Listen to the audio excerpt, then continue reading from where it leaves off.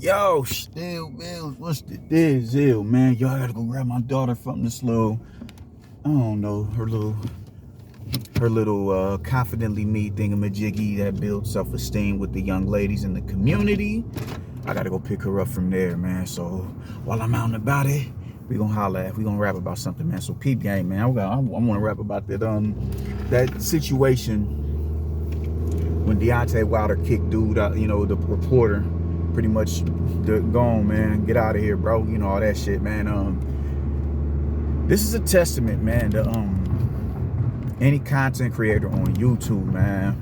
This is why when I get on here, as much as I can have a disdain for somebody, like, I'm not a Wilder supporter. I'm not a fan of dude. And I really think how he handled that situation with Mark Breland was extremely disgraceful, distasteful, all of that shit. I'm not a supporter of his. The black empowerment thing, really, it did resonate with me when he got on that type time. But you also have, like I said, you also have to operate within a realm of reality when you follow that ideology. Otherwise, you'll just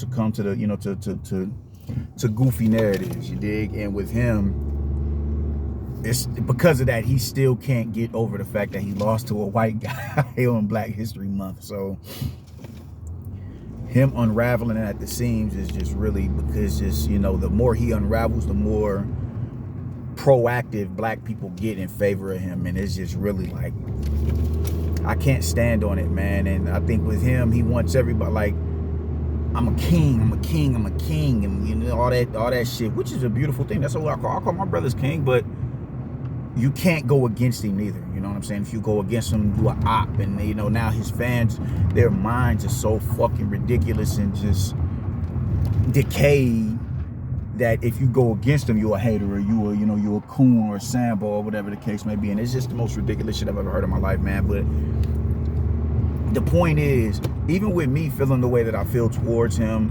I'm still very much so careful about the shit that I put. Even though I don't have no followers like that, I don't got people who follow me like that. I just get on here because I like to talk about boxing. And I'm gonna catch somebody's ear.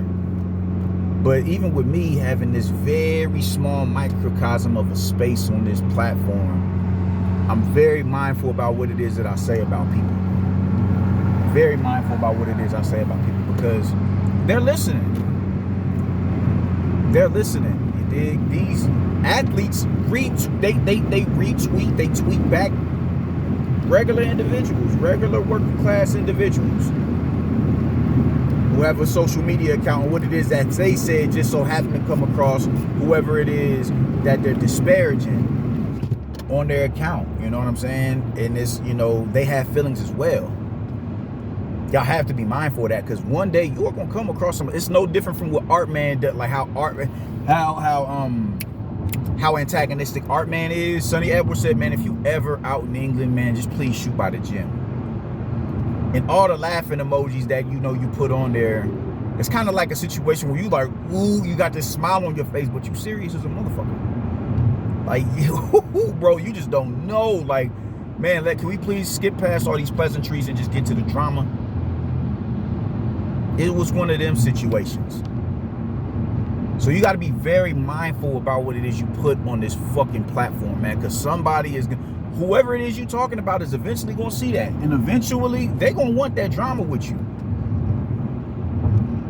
And not everybody who is a boxing fan is equipped to deal with a boxer at the lowest level.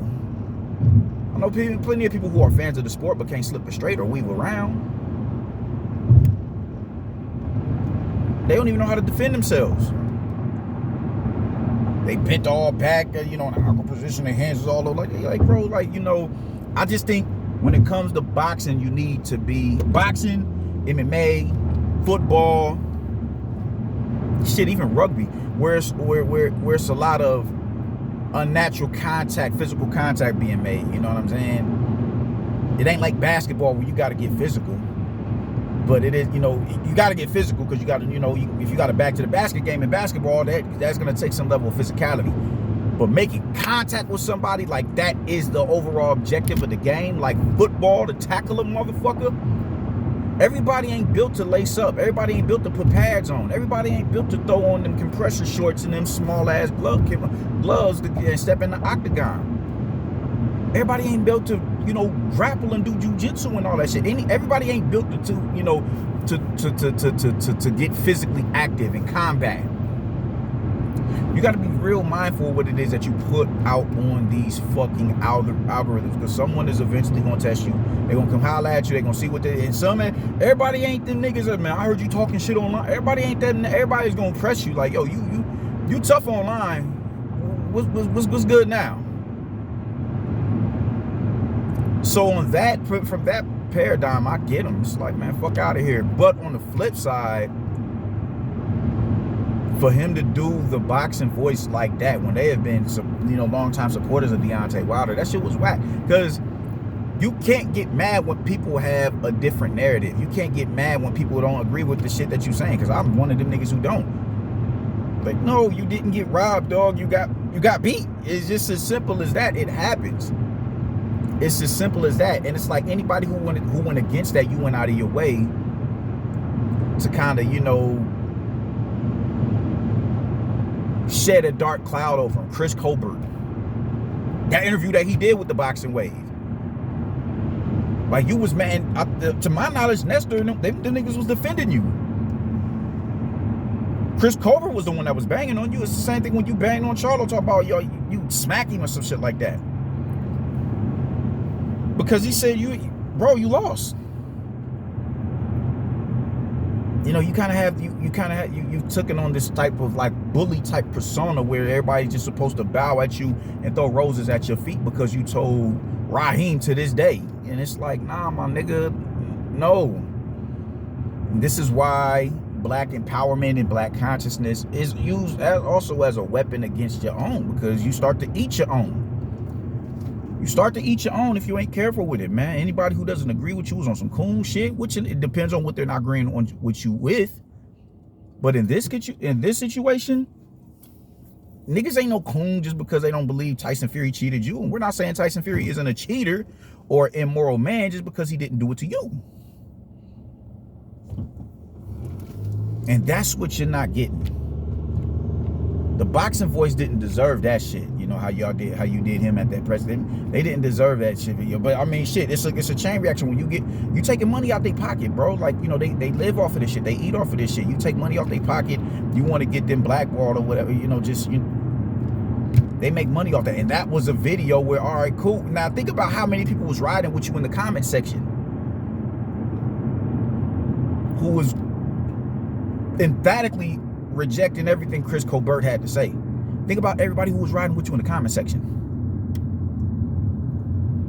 You know what I'm saying? Think about the effect, the ripple effect that interview has caused, where you want the video taken down. All right, cool, whatever the fuck ever, because you didn't like what Chris Colbert has to say. Think about everybody who turned against him now. Like, it was people rooting for fucking Hector Garcia for beating him. That's what you get. That's what you get for going against the Bronze Bomber. That's what you get. That's what you get.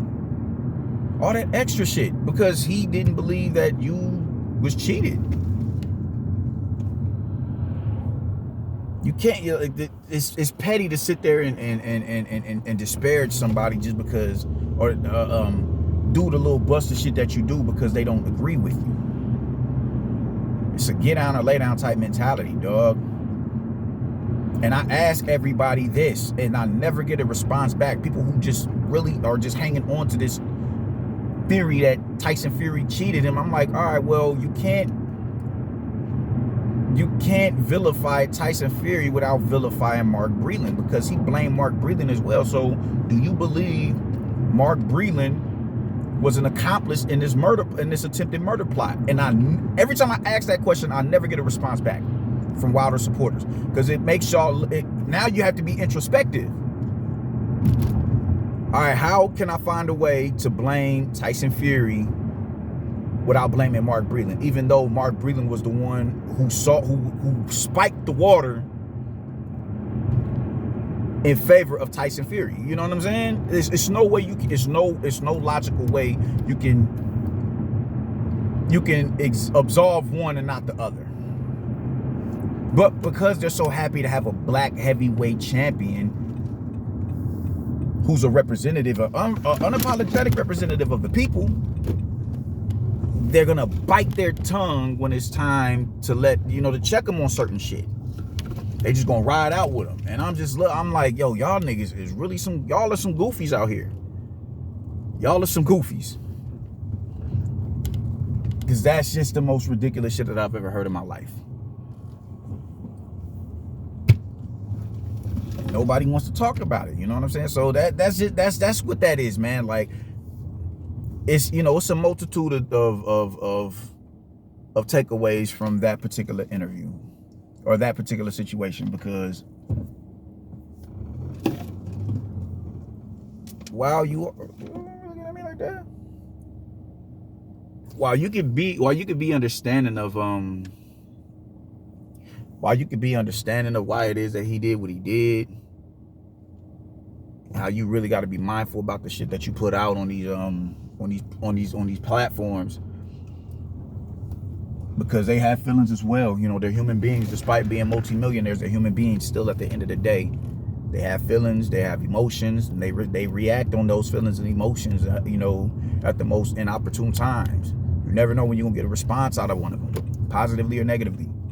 You have to be mindful of that, but you also have to be mindful of the fact that not everybody is gonna be in agreement with you, and you're gonna be wrong. And in this situation, as it pertains to Mark Breland, you were wrong. Everybody talks about suing Tyson Fury and taking Tyson Fury to court for the arbitration and all that. Yeah, he deserved to do that. But if we want to be real, Mark Breland deserved to take that man to court for defamation of character. You can't be mad when a motherfucker don't agree with you. And the fact that man wasn't agreeing with you, it's not even disagreeing with you. It's giving people a platform to voice their difference in opinion. That's what he did. Despite him saying that he clearly wasn't in agreement with it. But he gave that man an opportunity to air, yo, man, I'm going here and holler at you about this. So, of course, after you demonetize that video and take that shit down, leave me alone, Gaggy. After you demonetize that video and take that shit down, of course, now you're a topic of discussion with how ridiculous the shit is. I was riding with you because I was fucking with you. Now it's like, all right, cool, you trying to take Cho out of my pocket. You a rich man, bro. I need this video right here to be up. And you're only mad because this dude is he's highlighting how ridiculous these claims that you're making are. And it's uncomfortable to you because you want everybody else singing your praises. And that just ain't the move, my nigga. Respect is a two-way street, man. Respect is a two-way street. That's why you put all, you don't necessarily care for the respect of others. That's why you put all these, or you don't care to respect others. You just want your word to be law. That's why you hired all these yes men to be, to surround you. So now you're in a position where it's like, hey, it is what it is, man. So it just sounds goofy to me. It's goofy.